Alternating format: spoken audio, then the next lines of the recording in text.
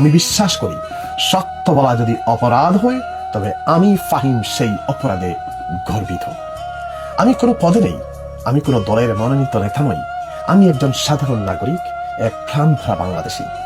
আমার একটাই পরিচয়, আমি এই দেশের সন্তান, আমি এই দেশের গৌরবের ইতিহাসের সাক্ষী।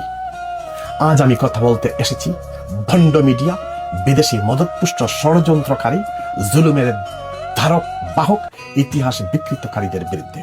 আমি এসেছি আপনাদের মনে জাগিয়ে তুলতে সেই সাহস, সেই আত্মবিশ্বাস, সেই চেতনা যা একদিন শহীদ রাষ্ট্রপতি জিয়াউর রহমান এই দেশের মানুষের মধ্যে জাগিয়ে তুলেছিলেন।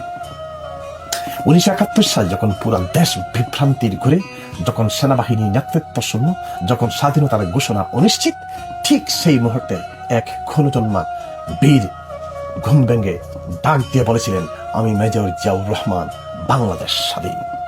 এই একটি বাক্যই না শুধু যুদ্ধের দিক নির্দেশনা দিয়েছে, এটি দিয়েছে নতুন জন্ম, দিয়েছে জাতিসত্তার ভিত্তি।